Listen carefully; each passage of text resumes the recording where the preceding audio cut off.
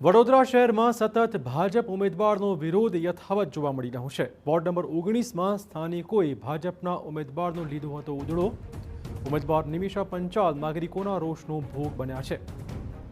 તમારા વડીલ સારા એટલે તમે ટક્યા, આ કહ્યું સ્થાનિક લોકોએ। તમારી સામે નહીં, તમારી સિસ્ટમ સામે વિરોધ છે।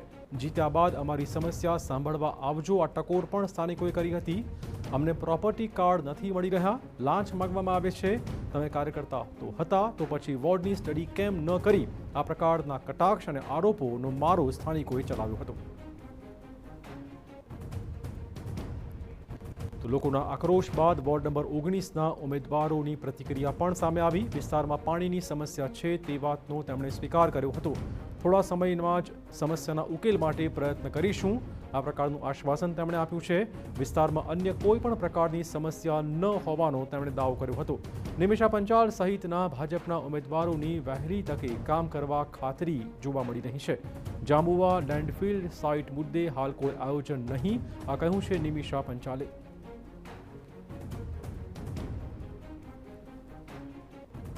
મતદાનના અંતિમ દિવસો બાકી રહ્યા છે, તેવાની વચ્ચે હવે જે સ્થાનિક સ્વરાજ્યની ચૂંટણીના જે ઉમેદવારો છે તેઓએ પોતાનું જે એડી ચોટીનું જોર લગાવી અને પ્રચાર માટે નીકળી રહ્યા છે। વોર્ડ નંબર 19ની વાત કરીએ તો જે રીતે ઉમેદવારોનો વિરોધ સામે આવ્યો હતો, જે રીતે સ્થાનિકો દ્વારા વિરોધ પણ કરવામાં આવ્યો હતો, ઉમેદવારો આપણી સાથે હાજર છે, વાત કરીશું।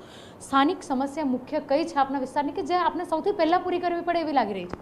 એક વિષય પાણીના પ્રેશરનો આવે છે, પણ જેમ અમે સમય જશે અમારા પૂર્વ કાઉન્સિલરોએ પાણી માટે ઘણું કામ કર્યું છે। 2 ટાંકીઓની મંજૂરી લેવડાવી લીધી છે, પણ હવે અમને જેમ ધ્યાન પર આવશે એમ સુવિધા કેટલી જલ્દી વધે એનો અમે પ્રયત્ન કરીશું। અત્યારે નવી જે 2 ટાંકી કરી છે તો અમારે ટોટલ વિસ્તારમાં હવે 4 ટાંકી થવાની જ છે।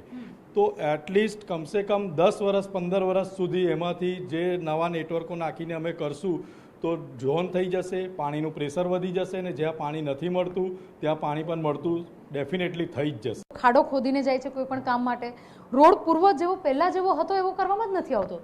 ના, એવું નહીં, હવે ખોદીને જાય છે, પાછા બીજા વિસ્તાર લઈ લે છે, એટલે પેલો ખાડો અધૂરો રહે છે।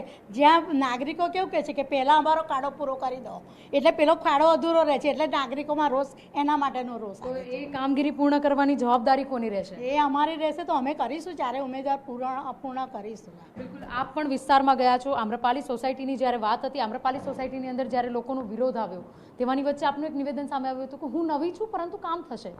આ વાતને તમે કેવી રીતે જોઈ રહ્યા છો? કારણ કે કાર્યકર્તા તરીકે તો તમે વર્ષોથી ભાજપ સાથે સંકળાયેલા હશો, વિસ્તારની સમસ્યાઓ પણ જાણતા હશો, તેવાની વચ્ચે આવું નિવેદન તમને લાગી રહ્યું છે કે ક્યાંક અસર કરી શકે?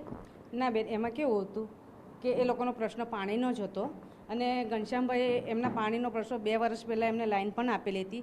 હવે લો પ્રેશરની વાત હતી, તો લો પ્રેશર દરેક જગ્યાએ અત્યારે ઉનાળાનો બી ટાઈમ છે અને નવી લાઈનો જે જૂની લાઈનો છે એમાં પણ પાણીનું એ થઈ રહ્યું છે। તો મેં એવું કહ્યું કે લો પ્રેશર છે એનું અમે સોલ્યુશન લાવીશું, પણ તાત્કાલિક ધોરણે સોલ્યુશન ના આવે, અમે પહેલાં વાત કરીશું આગળ અને અધિકારીઓ આવશે અને જોશે કે ક્યાં ફોલ્ટ છે, પછી તમને બિલકુલ આપના વોર્ડની અંદર મુખ્ય મોટી માથાનો દુખાવા જેવી સમસ્યા કહે તો જાંબુવાનું જે લેન્ડફિલ સાઇટ છે એના માટેનું કોઈ વિચારણા? ના, એના માટેની હમણાં અમારી કોઈ વિચારણા નથી, આગળ અમે જોઈશું।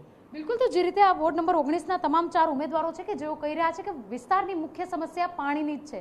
લો પ્રેશરથી પાણી અને પાણીના નેટવર્ક માટે ગટ ટબમાં પણ કામો થયા છે, પરંતુ હજુ પણ જે રીતે પાણીની જરૂરિયાત પૂર્ણ થવી જોઈએ તે પૂર્ણ કરવામાં થોડો સમય લાગશે, પરંતુ તે લોકો દ્વારા લોકો પાસે જઈ ત્યારે પ્રચારની અંદર લોકોને આશ્વાસન પણ આપે છે।